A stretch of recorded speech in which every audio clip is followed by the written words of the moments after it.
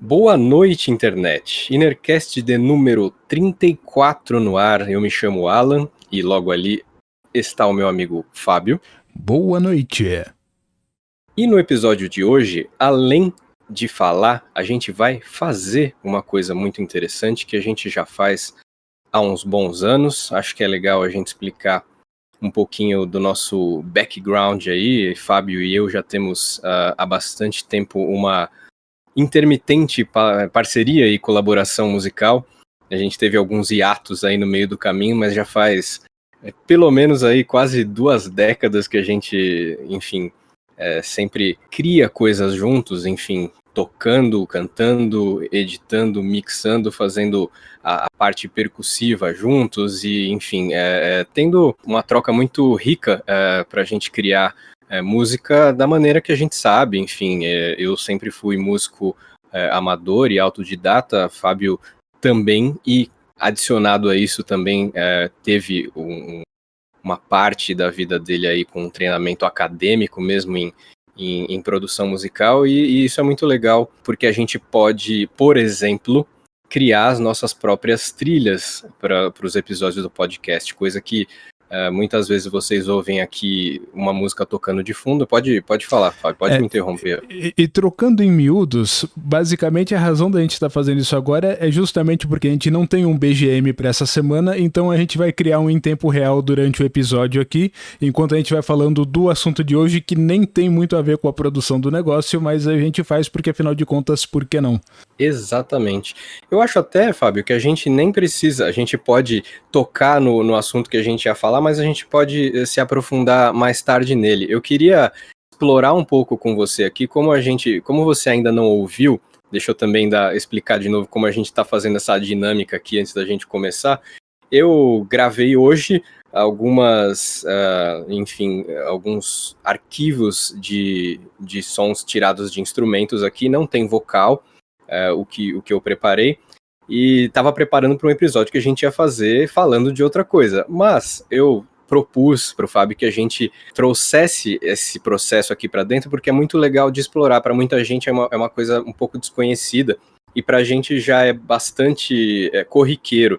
Então, por que não fazer a nossa própria trilha? E no caso aqui não vai ser uma trilha, vai ser uma música que a gente vai poder mostrar para vocês do começo ao fim, depois que a gente tiver terminado. Então, eu mandei hoje algumas tracks que eu gravei aqui com meus instrumentos. Eu ainda estou com o meu baixo aqui ainda perto para vocês verem, o meu contrabaixo elétrico, que é um grande querido da minha pequenina coleção de instrumentos musicais, e eu usei ele, entre outras coisas, para gravar essas tracks. Mandei já para o Fábio e ele tá, como vocês podem ver, com o Ableton Live já aberto para a gente começar a fazer essa edição desse som e ver como é que ele tá. O Fábio não ouviu ainda, e eu achei que fosse uma coisa legal da gente fazer para ficar um certo nível de surpresa. Eu preciso te dar uma informação sobre o andamento, né? Os beats por minuto dessa música, ou não? Ainda não, talvez. Se der difícil aqui, se der ruim, eu vou te perguntar. Beleza. Tá. Eu tenho a pasta aqui, que ela não aparece no vídeo, mas eu tenho 4 tracks, que é baixo, violão direito, violão esquerdo e violão solo, né? Vamos começar com o violão base, que a partir dele talvez eu consiga determinar alguma coisa. Eu vou constantemente verificar aqui no OBS o que está acontecendo, para ter certeza que está aparecendo as coisas conforme eu tô vendo e não tá dando merda. Maravilha. Qualquer coisa eu aviso também, mas eu tô vendo tudo até aqui. Tá, beleza. Você já me fez a gentileza de deixar ele trimado no começo. Muito obrigado. Imagina. E uma coisa que eu fiz sem querer foi gravar esses 2 violões, um para ser esquerdo, outro para ser direito. Eu sei que você gosta de ter um material a mais para poder criar um efeito mais orgânico, porque às vezes você pode simular que alguma questão espacial. 77 BPM? Exato. Muito bom. Fantástico. E conforme você for começando aí, eu vou explicar um pouquinho sobre essa música, porque ela não é novidade para nós. Ok. Explique. Então, é o seguinte, Essa música nasceu, a gente já falou aqui em outro episódio, se você quiser ver em algum lugar aqui desse espaço para clicar depois, não sei como é que a gente faz isso, mas a gente faz essa mágica aí de colocar um lugarzinho clicável aí para você rever o episódio em que a gente falou de, enfim, produção musical e do nosso background musical todo. A gente ensaiava numa garagem, na garagem do meu tio lá, enfim, bairro onde eu costumava morar e o Fábio ainda mora. E a gente fazia jam sessions lá, a gente saía tocando, alguém trazia alguma coisa e a gente começava a tocar, quem tivesse um violão lá, quem não tivesse, batucava em algum lugar, a gente ia tirando umas musiquinhas ali a esmo. E um amigo nosso, Ricardo Zen, que há muito perdemos contato, que já nem no Brasil mora mais, ele trouxe...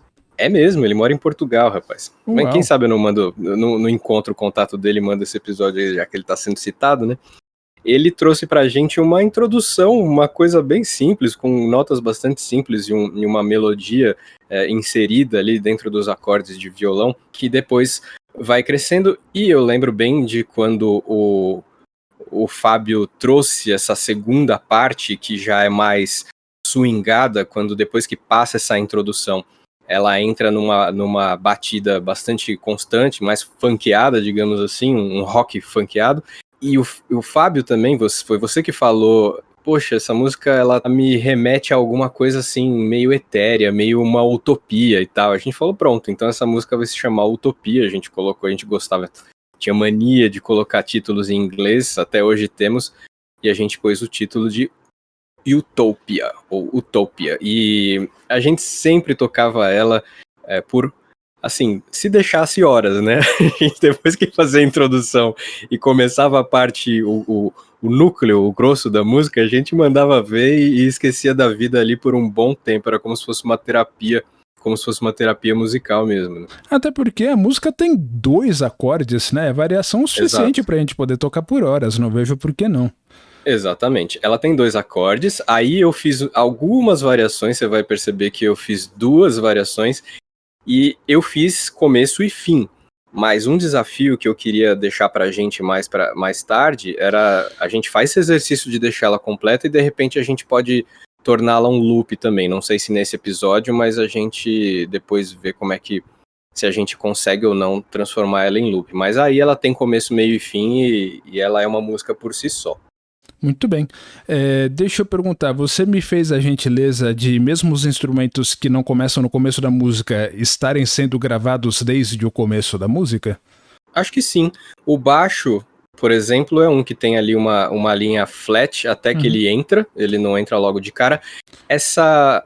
é isso aí, é isso mesmo. Tá, e os outros solo... já começam logo que a música começa. Certo, o solo ele acaba antes do fim da música. Sim, exato. Tá, então beleza. Dá pra começar a mixar, já tá estendido aqui. Antes mesmo de ouvir, eu já vou fazer o seguinte, eu já vou pôr os meus supressores aqui, até porque o pessoal precisa ouvir a gente falar enquanto eu mixo, e eu tenho certeza que a soma dos 4 canais vai dar um estourão aqui bem grandão. Então, vamos pôr um teto aqui em menos 20 decibéis. Depois eu tenho que dar uma equalizada. Certo. Um limite de volume para não explodir os ouvidos de ninguém. Eu vou inicialmente solar esse violão da esquerda aqui só para ver como é que tá o molho. Tá, só que eu preciso baixar aqui para 77 BPM também, senão não vai prestar. Exatamente.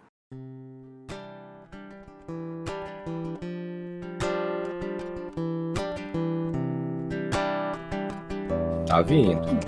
Aos pouquinhos, tá subindo. Não, ele de vez em quando já dá uns espirros. Eu não vou aumentar mais do que isso, não. E eu notei que parece que antes de mais nada ele já tem uma certa compressão rolando aí. Isso foi proposital? Não. Isso é só o jeito que eu gravo esse violão. Os meus instrumentos têm umas maneiras peculiares de sair na gravação e do jeito que veio, tá. Esse take foi captado direto? Foi, direto.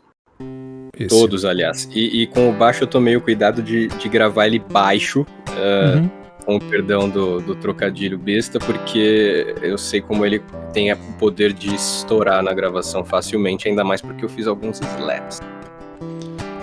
Agora, eu vou te dizer que eu tô curtindo bastante a forma como isso aqui tá equalizado. Você suprimiu de alguma forma os graves durante o take? Eu equalizei o violão. Ó, se eu tenho algum mérito no jeito como isso tá gravado, é a equalização do violão nele mesmo. Eu baixei graves, eu diminui tudo um pouquinho e subi um pouco os agudos. Certo. Vamos ver. Baixos e médios e subi um pouco os agudos. Eu fiz uma escadinha.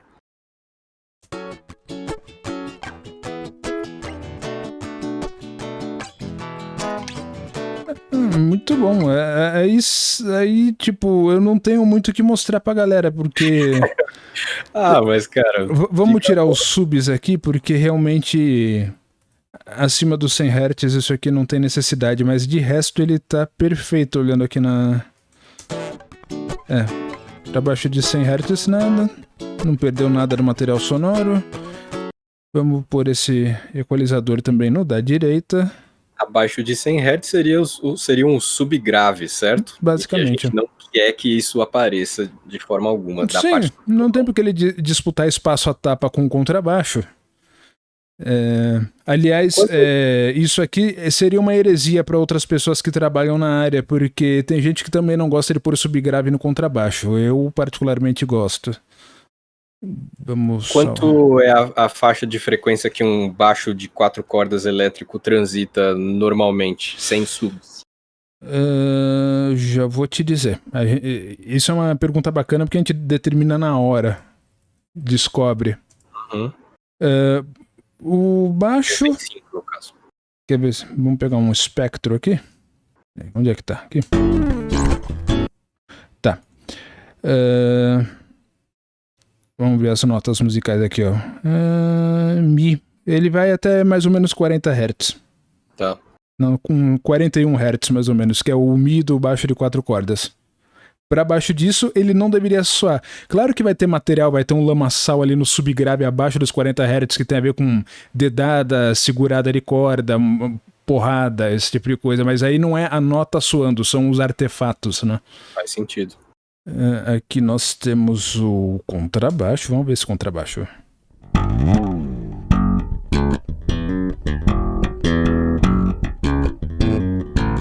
Certo. Então vejamos aqui. Esse eu não equalizei, eu só deixei a entrada dele mais baixa para ele não dar uns estourão. Você vai ter que dar uma puxada nele, talvez, eu não sei.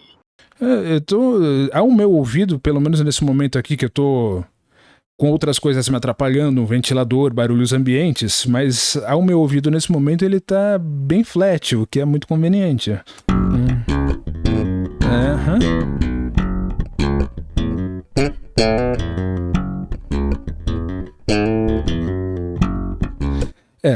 Eu suponho que esse contrabaixo aqui, eu não vou fazer nenhum corte de subgrave nele, porque como você usou esse Ibanez, eu tenho certeza que eventualmente você desceu pra Cisona e fez alguma nota abaixo de Mi, então... Certeza. Pode contar com isso. Muito bem. Tem um baixo de 5 cordas aqui, Ibanez, que eu gosto muito de aproveitar todas as funcionalidades dele, inclusive... Eu já não... Acho que eu teria dificuldade de tocar um baixo de 4 cordas hoje em dia. Lógico, algumas horinhas para me acostumar, eu me acostumaria de novo. Mas eu gosto muito de ter baixo de 5 cordas, apesar de já ter ouvido muitas críticas na internet de músicos falando assim, não compra um baixo de 5 cordas que não serve para nada. Mas é gosto, né? E existem baixistas e baixistas que tocam de diferentes formas, aplicam diferentes linguagens no que estão fazendo. E a verdade é o seguinte, para quem quer tocar, interagir num crossover de música orgânica com instrumental e quer o máximo de subgrave possível, você realmente se beneficiaria de um baixo de 4 cordas, deixa coisas eletrônicas fazer coisas embaixo do baixo. Uhum. Boa. Agora, para essa sonzeira mais sofisticada que você normalmente faz, o baixo de 5 cordas é muito bem-vindo. E é legal, me sinto mais versátil tendo mais cordas, mais notas graves para fazer, mas é mais divertido o trabalho de baixista de forma geral, ele torna mais agradável. você ter essa gama para trabalhar. Correto. Bom, aqui eu poderia começar a trabalhar numa bateria, só que uma bateria para essa música eu acredito que não vai ser muito rápido de bolar. Eu não sei se eu já começo a dar uma olhadinha nesse som. Olha, a batera, se a gente pode fazer da seguinte forma: se de repente a gente, até o fim desse vídeo, a gente faz um esqueleto para ela e aos pouquinhos vai encorpando ela depois, também é uma possibilidade. Não vai ficar assim uma super coisa meticulosa, mas dá pra fazer uma do começo ao fim sem gastar muito tempo. Eu tô pensando o seguinte, como é que eu vou deixar isso aqui bem pirante? Os violões, você diz? Uhum.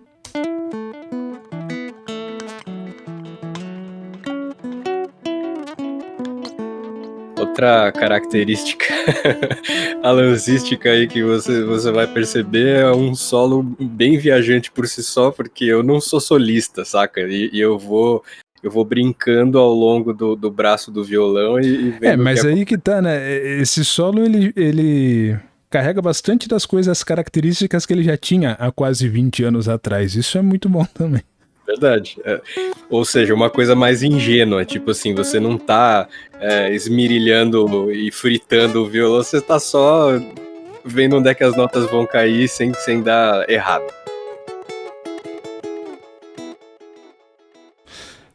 Eu acho que vou dar um pouquinho mais de ganho nesse aqui, porque senão os outros violões vão engolir ele.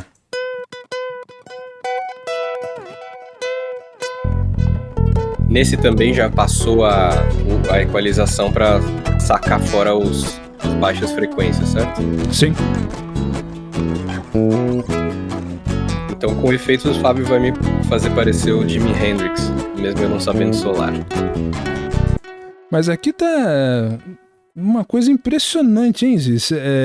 Eu normalmente tenho um trabalho imenso pelas minhas dificuldades auditivas de tirar uma coisa da frente da outra e tirar um embolamento, mas aqui você fez de uma forma que o negócio já tá liberado. Que Olha, bom. eu vou acreditar tudo isso à sorte, tá? Mas muito obrigado pela parte que me toca e vou dar alguns insights por trás da cortina de como eu gravei esse som aqui. Eu tô no quarto da brasa que agora é o momento que... Não, demorou.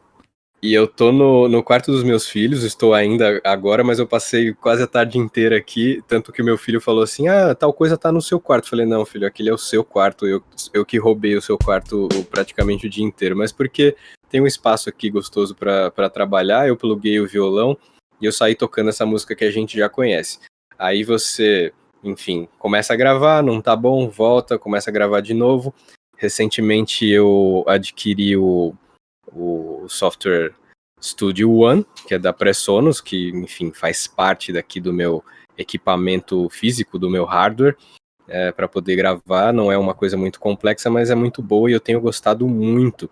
Então, sentar à frente desse programinha tem sido muito prazeroso, porque ele é simples, eu não acho ele tão simples quanto o Live, eu gostaria que algumas coisas fossem mais próximas do Live.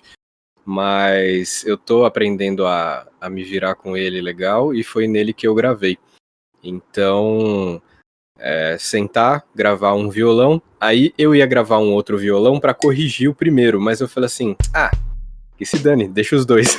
E ficou um sobre o outro, tocando exatamente a mesma coisa que o Fábio agora pegou e dividiu mais para o canal esquerdo um e mais para o canal direito o outro, que é quando você vai ouvir o resultado da música, você vai entender que essa pequena diferença na forma quase idêntica que você toca, ela causa um efeito interessante nos seus ouvidos. Então, eu não posso chamar isso aqui de binaural, mas existem gravações que propositalmente utilizam pequenas diferenças entre o que está acontecendo de um lado e de outro do fone para ter um efeito sensorial muito bom. E, enfim, quando a gente tem duas coisas gravadas para cada canal, fica mais fácil de fazer isso. Sim. Aí, depois que eu pluguei o violão, gravei gravei dois e gravei o solinho, não tinha voz para gravar, isso pode ser um outro episódio, porque tratar a voz é uma coisa muito mais complexa, e você aqui, enfim, em quarentena todos, ficar gravando voz com os barulhos todos da casa é praticamente impossível. Então essa música, vocês vão perceber que é claramente, inteiramente instrumental. Então, não precisando gravar o microfone, eu logo peguei o baixo, trouxe para cá, e esse demorou, porque eu comecei a fazer linhas. Eu nunca tinha feito linhas fixas para essa música. A gente sempre fazia uma jam e cada vez saía de um jeito. Mas você ter que padronizar algo que é muito solto e orgânico numa música que é essencialmente uma jam, é um bom exercício também, porque você transforma aquela coisa amalucada e aleatória em uma música com mais coesão, com mais coerência.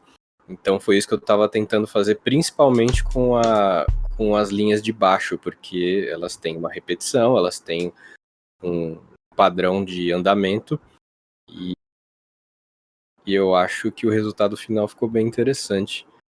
Pra gente começar a chamar a Utopia de uma música, enfim, com vida própria, e não só dependendo do humor ou do estado de espírito que a gente tá na hora que a gente tá tocando ela, né? Eu acho que ao vivo a gente não deve tocar essa música há pelo menos o quê? Uns 15 anos?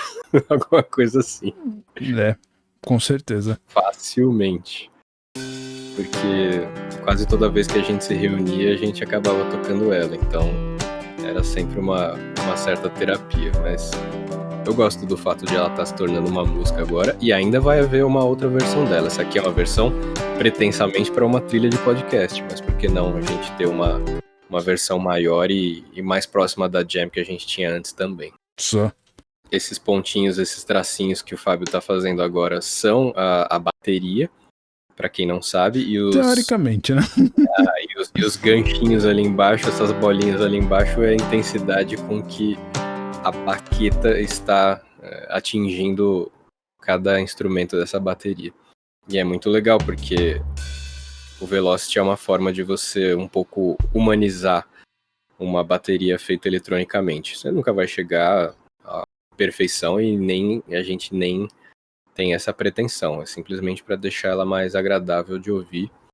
Você humaniza um pouco ela. Essa é a ideia. Opa, e aí, muito grave. Qual kit é esse, Fábio? Esse aqui, ele é um kit chamado Old School. Kit Old School.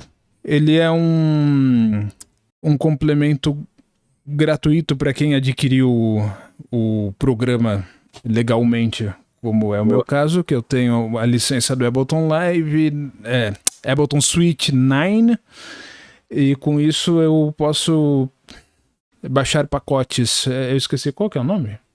São packs, né? Alguma coisa do gênero. E esse é um deles. E o que seria Old School pro live? Old School é uma bateria dos anos 60?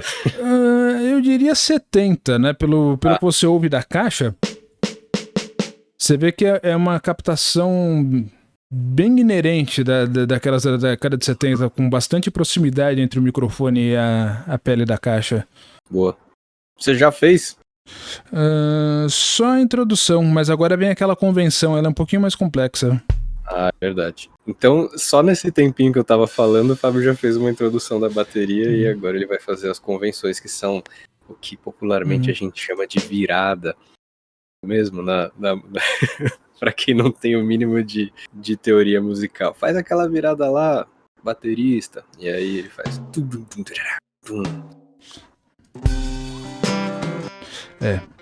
Aqui vai ter que ser na divisão de 16 mesmo. A sua preferência por editar nota por nota com o mouse e não, de repente, você ter algum tipo de expressão MIDI aí para você poder introduzir as notas e depois quantizar, ou enfim, que quer dizer colocar as notas nos lugares onde elas deveriam estar dentro desse compasso aí? Porque assim, eu poderia gravar, só que vai ter algumas aleatoriedades que depois, para ficar mais conciso com o que já foi gravado, eu vou ter que mexer e editar, né? Como isso daqui é uma coisa para ficar, para ser registrado da forma como tá, eu prefiro já assentar essas notas da forma como elas devem ser. Muito justo, eu diria. E algumas partes alteradas dessa música, que eu coloquei outras notas, é curioso porque eu trouxe ela de outras músicas que eu estava tentando compor naquela mesma época. Elas não chegaram a existir, mas eu incluí notas que eu estava tentando fazer para outras músicas. Então eu trouxe e incorporei elas na Utopia, e eu acho que couberam bem. Então ela tá um pouquinho mais variada, saborosa agora do que ela costumava ser uns 15 anos atrás. Concordo. Desculpa que eu tô meio quietinho, é que eu ainda não tenho muita certeza do que eu quero fazer. Fique em paz. Olha aí, você vê uma pessoa que manja trabalhando, né? Ele não sabe o que quer fazer, mas tá colocando as notas lá. Então uma hora sai, cara. Isso pra mim é muito especial, porque eu tenho uma dificuldade muito grande de trabalhar com as notinhas assim. E eu notei que no Presonus, elas são umas setinhas, elas não chegam nem a ser esses quadradinhos que você tá vendo aí. Então, para você construir uma bateria, você faz ela com setinhas, e você tem que requer um tempo para você se acostumar, porque é dureza. Para gravar essa música, como você me recomendou e o Fábio recomenda para quem músicos amadores vão fazer uma música e falam assim, nossa, o programa tem um metrônomo, que coisa maravilhosa. Metrônomo, né, que imita aquelas coisinhas que ficavam assim na sala da professora de piano. Só que se você não faz uma batida com uma bateria de qualquer tipo, com qualquer tipo de timbre, enfim, se você não faz uma bateria para ser a cama da sua gravação, para ser uma referência para você mesmo gravar as coisas em cima, o metrônomo pode te passar uma rasteira. E aí você acaba construindo uma música numa batida errada, um pouco ligeiramente fora do compasso, e é extremamente irritante quando isso acontece numa gravação de música. Então eu fiz uma batida que eu não mandei pro Fábio, que era só para referência minha, mas ela me ajudou muito a poder me manter no andamento correto ao longo de toda a música, tocando todos os instrumentos. Eu acho que eu fiz alguma idiotice aqui. Parece ok. Não.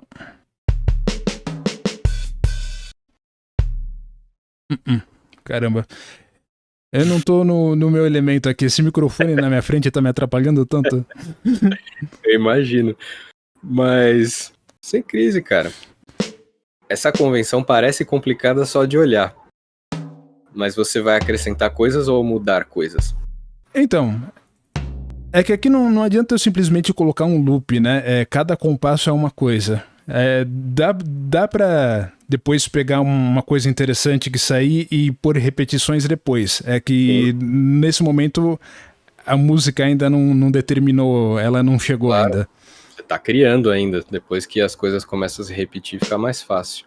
Aqui, olha só que interessante. Vamos mudar uma de Lars Ulrich, né? Por que eu vou colocar um prato na cabeça do compasso se eu posso colocar ele no tempo forte junto com a caixa? Certo? Lars Ulrich, lendário baterista do Metallica, não é mesmo? O que você acha do Metallica, Fábio? O Metallica? Já falou. É isso. Tá bom. Eu não cresci nessa vertente musical, então pra mim tanto faz como tanto fez. Mas tem gente que vai ficar brava com isso. Ou não, porque ela não vai estar ouvindo isso aqui, não é mesmo? Pois é. Aqui eu só vou fazer uma coisa que depois eu vou ter que desfazer, mas é preguiça mesmo. Pra marcar? Chimbal? É só porque eu tô com a figura rítmica na cabeça. E só que ele tá incidindo aqui em partes em que ele não pode ter. Vou ter que deletar depois. É só pra fazer eu tô fazendo um placeholder aqui. Boa. Então, meus queridos, vocês estão vendo como a gente, quando fala assim, e qual vai ser o BGM? Qual vai ser a música de background aí do nosso episódio? Sei lá, tem alguma coisa aí que você não soltou ainda? Não tenho não. Então vou criar um aqui rapidão. O Fábio fala isso, né? Eu não falo, vou criar um aqui rapidão. Eu estou começando a pegar um pouquinho a manha de ter essa iniciativa e fazer uma track pra gente poder colocar de fundo no nosso episódio, mas de uma maneira meio paradoxal, eu não acredito que ele vai ser o fundo do nosso episódio, e sim o resultado do que a gente tá fazendo e falando aqui. Pode ser. Eu ainda não tenho a mais vaga ideia de como é que vai sair essa idiotice toda que eu tô fazendo no momento. Eu vou soltar só pra ver se eu tô mais ou menos na pista certa e depois eu continuo, tá? Claro.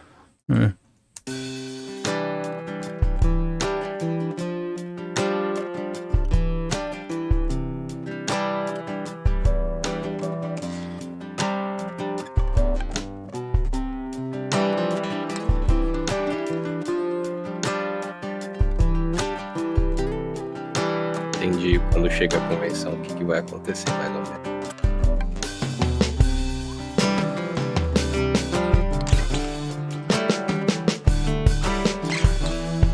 Tem um problema aqui.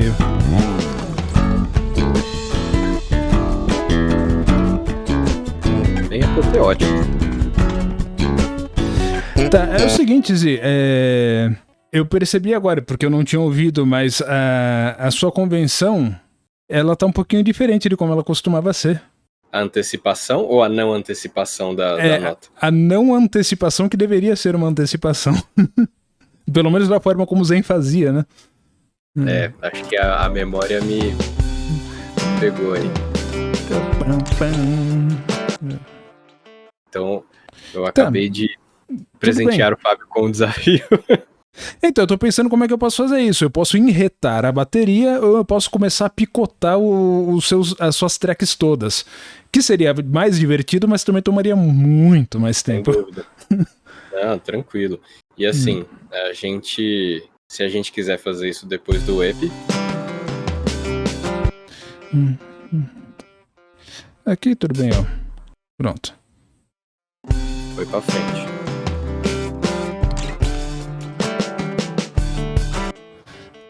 Aqui fica bem retão mesmo, né?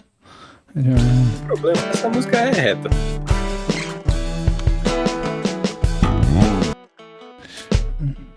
Eu não diria que a síncope é uma propriedade muito presente nessa música. Tem, mas se for é só nessa parte.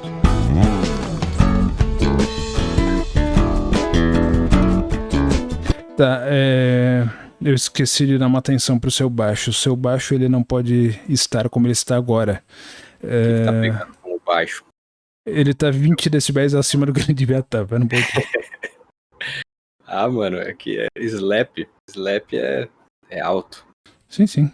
Ele vai ficar. Eu acho que você não curtiu muito a ideia quando eu te falei daquele canal. Eu não tenho assistido mais muito também.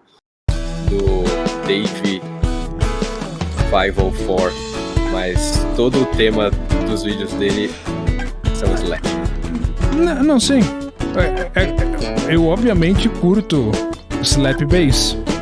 O meu problema é com o Dave 504 como um content creator, porque ele basicamente ele quer ser um meme, né? Como os youtubers mais famosos, o que deu muito certo pra ele, porque ele virou uma sensação absoluta, mas em termos de conteúdo mesmo, não tem muita coisa, né? O vocabulário dele consiste de 5 palavras que ele fica repetindo em todos os vídeos que ele faz, né? Tipo, slap, more, tipo...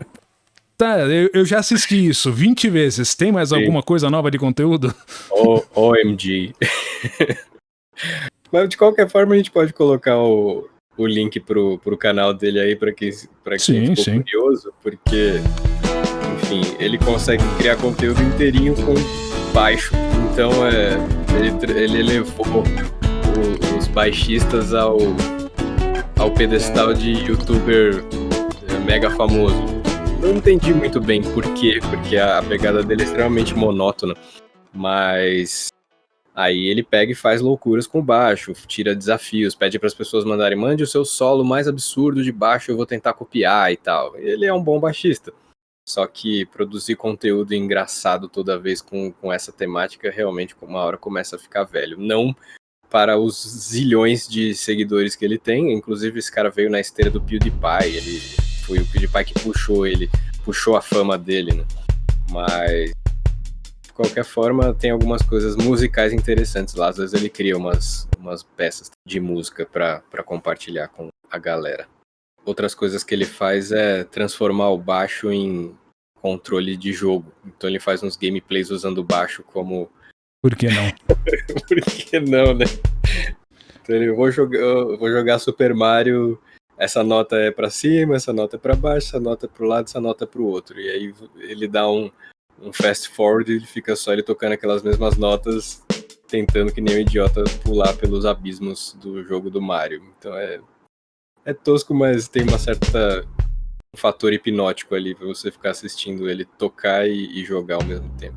Muito bom. Eu devo ter feito alguma cretinice de novo.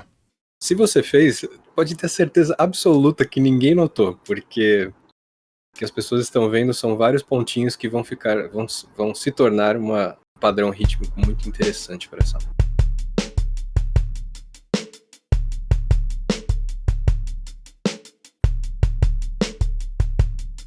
E é legal que você nem chegou nas partes das variações ainda. A gente vai chegar. Você vai chegar e eu espero que você se surpreenda um pouco. Um pouquinho mais de tempero para uma música extremamente simples.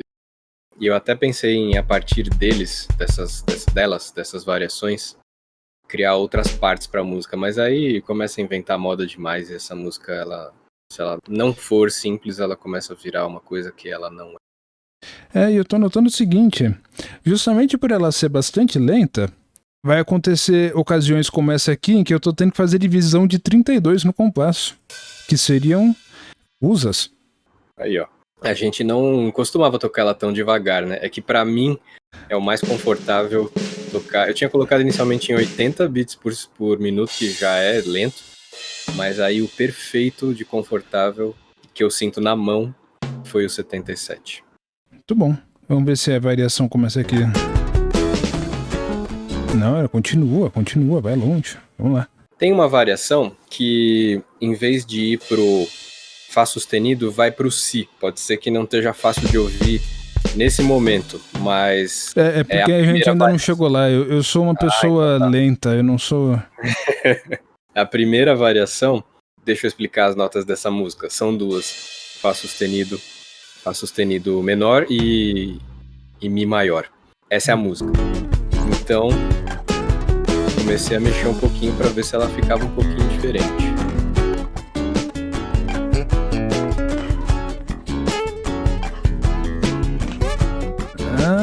Peraí, acho que vai ser aqui. Só que aí o que acontece? Mas não muda muito o andamento, não. Só mudam as notas. Mas aí precisa ter um splash pra falar que entrou nesse momento. Ou... um crash mesmo. Splash não, crash. Era exatamente isso que eu queria dizer. Crash é aquele prato que as pessoas gostam de bater lá em cima, assim, ó. E que ressoa por um bom tempo. Acho que eu vou deixar esse ride bem baixinho aqui, porque ele atravessa na mix, que é uma coisa. Qual é a propriedade dele que faz isso acontecer? É muito médio agudo. Ride é um outro tipo de prato que é para ir montando a música. Só que ele acabou fazendo uma convenção com o bumbo. Eu queria fazer diferente disso. Caramba. Vem pra cá. Eu curti, mas acho que agora eu tô entendendo o que você quer fazer. É porque senão vai ficar muitas partes da bateria fazendo exatamente a mesma síncopa no mesmo momento, entendeu?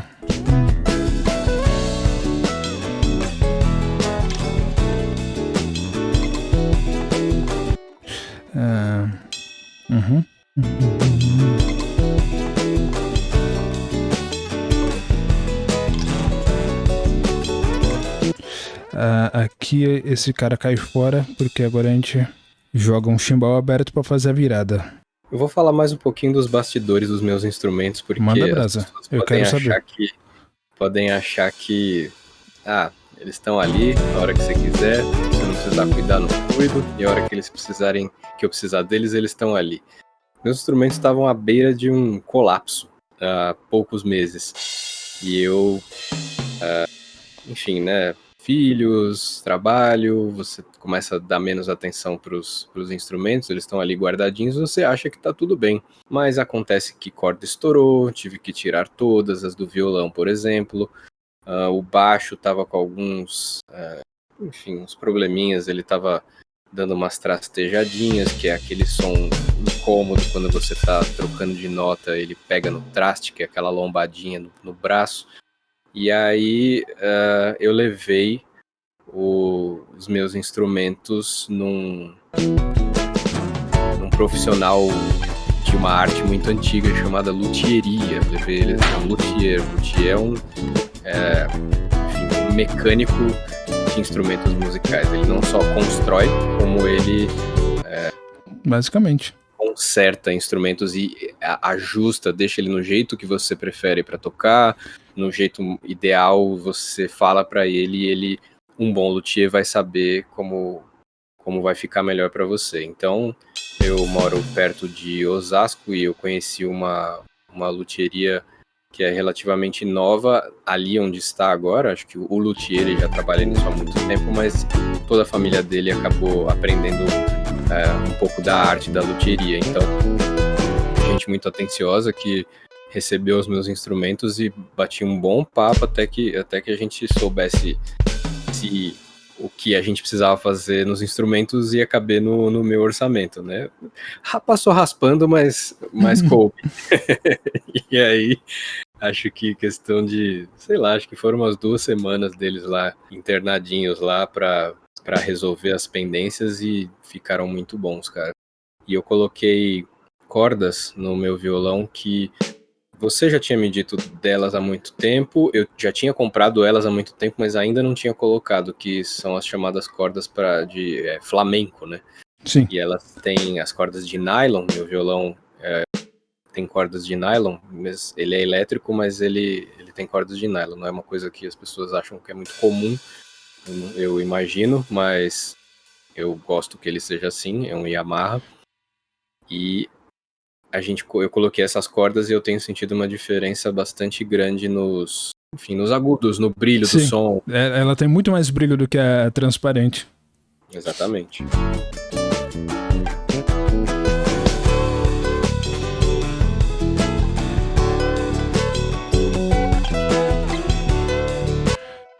E o baixo, eu não sei se eu te falei, você me perguntou daquele Yamaha de cor crua que eu tinha há um tempão. Eu não sei se na época eu te falei, mas ele empenou bonito, assim. Eu lembro de quando você restaurou ele, da empenação dele com o luthier também. Isso faz muitos e muitos anos. Porque eu lembro que uma época ele tava praticamente intocável. Exatamente. Aí depois ele zoou de vez, eu não sei do paradeiro dele. Ele acabou ficando na casa da minha mãe, da onde eu me mudei faz muitos anos. E talvez ele ainda esteja lá empenado, talvez não. É mesmo. Mas é engraçado, né? Um instrumento Yamaha ter tirado tanta dificuldade. Pois é. Não, e ele é um ótimo instrumento.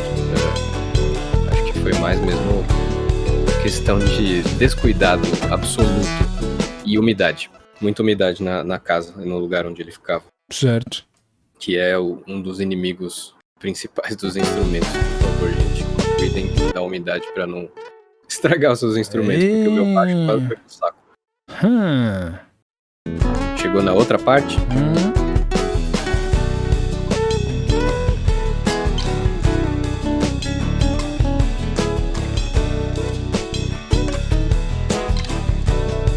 Curioso, tá bem gravão isso aqui, né? Opa. Então, é porque chega o Ré, né? E como eu tenho um Ré mais grave, mas eu também fiz o Si, então acho que não é o mais grave que vai chegar.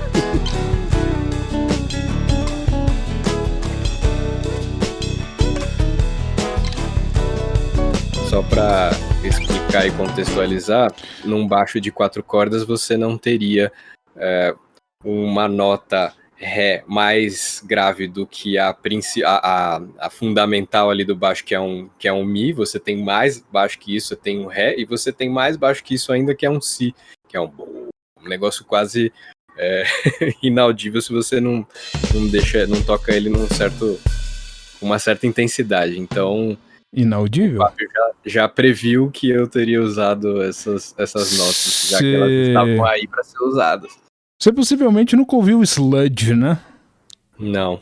Uma das muitas formas de metal extremo. Eles pegam o baixo de 4 cordas mesmo, só que põem encordamento mais grosso. Eles baixam pra baixo da cisona até chegar no sol. Isso é louco.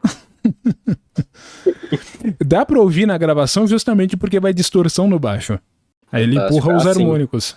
Exatamente, aí o que você ouve são os harmônicos, que o baixo mesmo tá lá embaixo.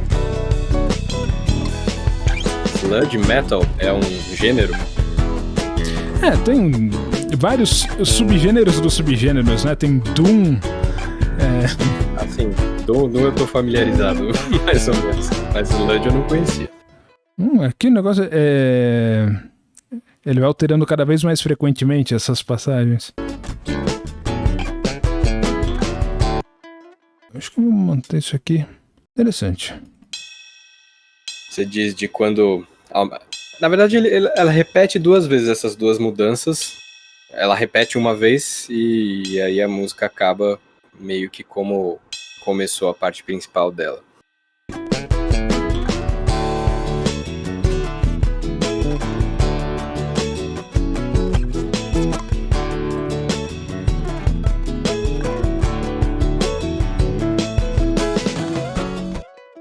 Muito bom.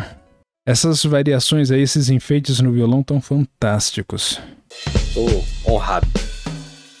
E agora, ó, como volta uma parte mais básica da música, dá pra repetir o que já tinha sido usado.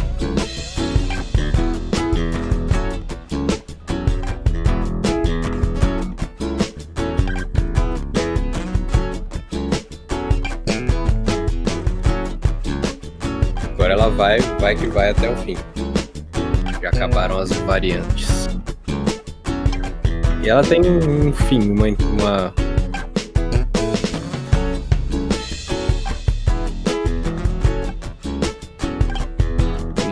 Eu preferi, na música a gente pode usar um recurso que é você fazer o fade out, né? A música vai diminuindo de volume até desaparecer no nada, mas aí fica muito anos legal. 80. Exatamente. É legal às vezes, se você usa demais isso, tudo vira anos 80.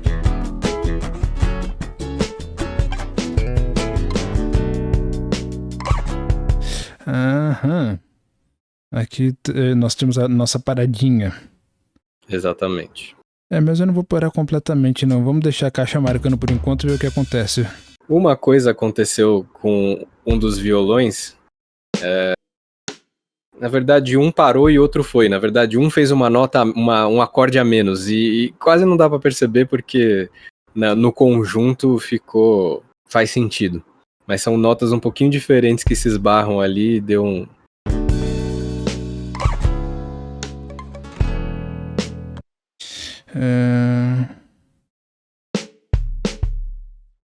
Já era? Mas tá simples essas paradinhas.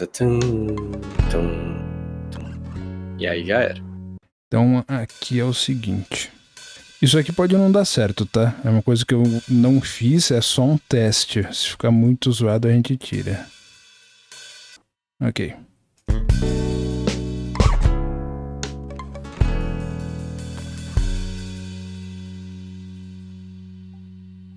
Funciona. Rapaz, diga. Que mágica que é acompanhar sempre você trabalhando em música, cara. Eu sei que essa é uma extremamente simples, mas é sempre muito legal. É uma coisa que eu não falo o suficiente pra você. É muito legal acompanhar você trabalhando, porque você pode achar que não, mas são poucas as pessoas que têm essa habilidade com esse tipo de software. Thank you very much. Mas aqui a parte da mixagem nem começou a ficar interessante. Eu preciso entender onde é que a bateria tá em relação ao resto das coisas em volume, porque eu não mexi nisso ainda.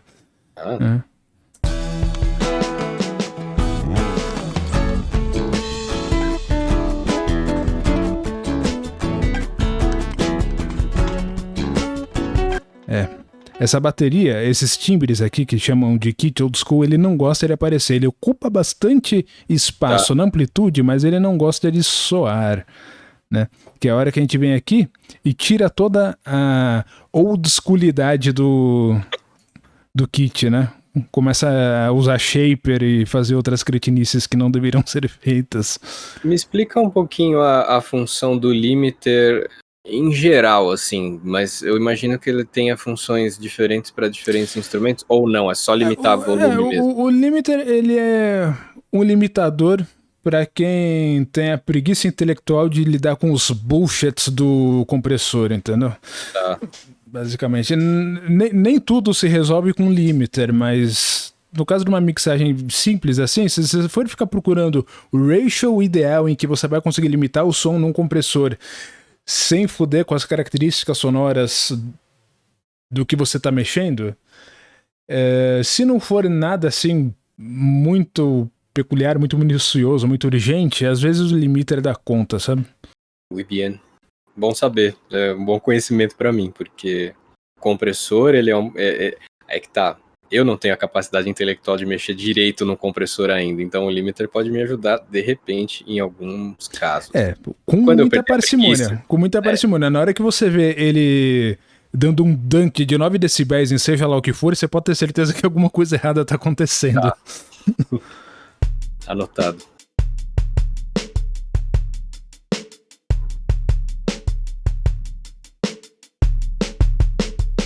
E a oldschoolidade dele estaria no quê? Em algum tipo de reverberação? Qual que é o esquema, o timbre? Você disse desse kit de bateria? Sim. A forma como essa bateria foi afinada e microfonada, né? Na gravação desses samples. Ela soa como uma bateria bem anos 70, se você parar pra prestar atenção. Uhum. Pra ser mais anos 70 do que isso, só se eles tivessem retirado a pele de baixo dos tons, né? Coisa que não aconteceu. E é legal que muita gente pode não saber que hoje em dia, baterias eletrônicas são gravadas de baterias reais, né? A maioria.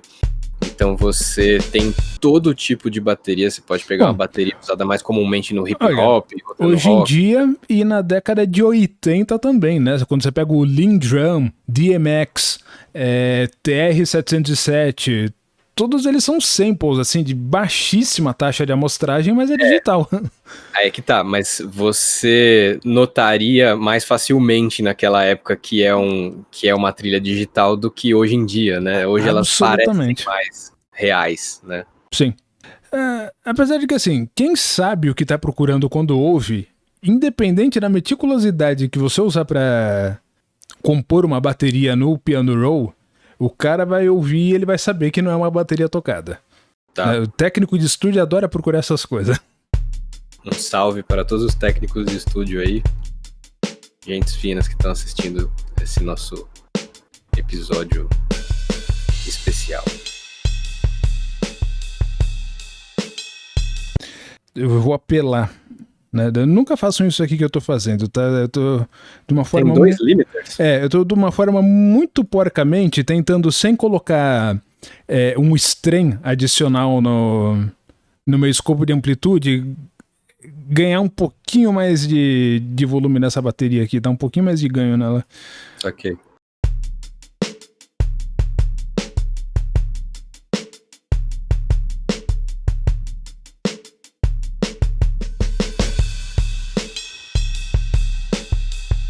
Agora aqui é o seguinte, eu vou abaixar o volume do master porque eu vou ter que dar o ganho que não tem, só que aí ninguém mais ouve a gente conversar, né? Então, por hora, vamos pôr aqui uns menos 12 e vamos partir agora para a etapa final da coisa aqui. O Multiband Dynamics, para quem não conhece, nada mais é do que 3 compressores em um, no caso do Live. Tem plugins por aí que tem 4, 5 bandas, mas o que isso aqui faz é o seguinte, é um compressor para graves, um compressor para médios e um compressor para agudos. E aí você pergunta assim, por que então não usar um equalizador? E eu te digo, porque o equalizador não vai necessariamente impedir uma frequência de sobrepor a outra na hora que você jogar um compressor no final de tudo. Aqui você segurando na porrada certas faixas de amplitude, elas nunca vão tomar o espaço de outras frequências na mixagem porque elas vão bater num teto e parar ali. É um teto separado para cada uma das faixas de frequência que a gente estipula aqui, que no caso eu vou colocar 100 Hz e 1000 Hz, porque eu gosto de trabalhar com logarítmico. Porque eu tenho transtorno obsessivo compulsivo. Você acha que essa preocupação com os espaços para cada frequência, enfim, né, estar onde deveria estar sem que outra interfira, etc. Você diria que isso sempre foi uma preocupação ou já houve alguma época em que as mixagens eram completamente caóticas e tinha coisa conflitando uma com a outra e dava um efeito psicodélico que as pessoas chegavam a gostar?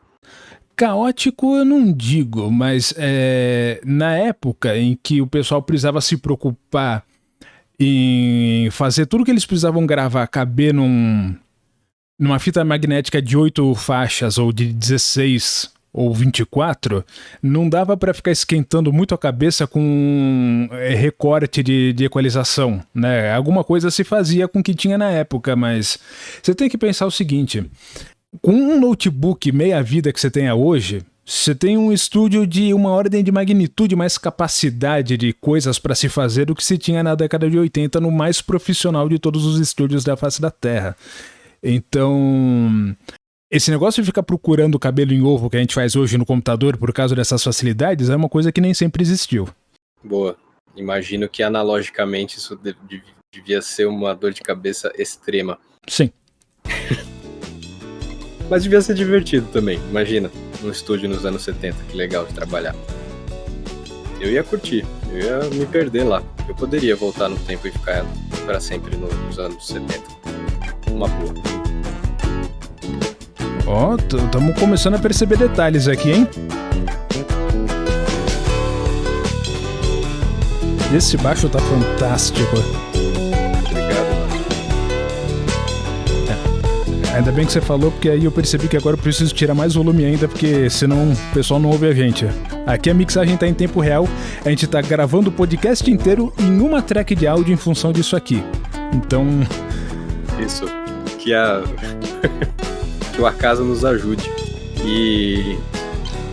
Mas assim, a depender do que eu tô ouvindo da nossa transmissão, não tá alto, não. Tá, então eu vou fazer o seguinte agora, só pra ter uma certeza de que a gente chegou mais ou menos lá. Eu vou colocar -6. Vamos dar uma ouvida do começo até o fim e ver que conclusão que a gente tira disso aqui. Quanto tempo a gente tá de gravação? Temos aqui... Caramba, já passou de 1 hora. Que interessante. O tempo voa. Eu fiquei vacilando muito aqui no live enquanto você tava falando. Foi mal, eu te abandonei. É nóis. Tá, vamos lá. Vamos ver o que sai aqui.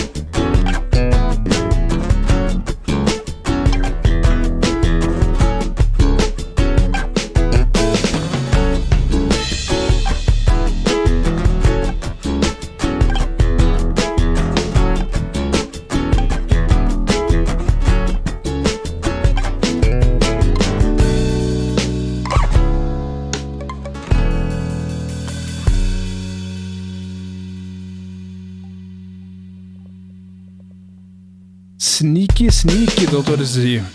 Opa, peraí que faltou tirar um pedaço da bateria fora.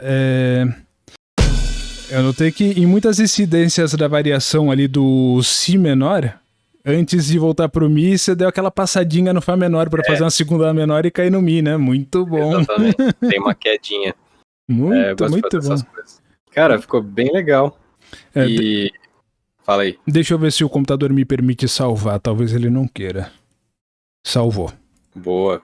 Isso é uma parte importante, queridos amigos da música amadora. Salvem os seus trabalhos quando vocês estão fazendo. Ou não, se você não quiser revisitar, não precisa. Do contrário, salve. Eu tenho esse desinteresse por causa do seguinte: quando eu comecei a minha carreira de ficar fuçando em música no computador, eu era obrigado a utilizar o Evolution Audio Pro Demo.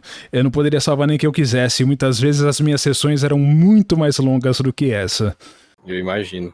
Cara, foi uma sessão foi um speedrun da produção musical que vocês acabaram de presenciar aqui. Foi muito... Eu fiquei muito... Como sempre, eu fico muito feliz de poder testemunhar e participar, né? A gente fornece o material e ele passa por esse filtro incrível que é a produção do nosso amigo Fábio.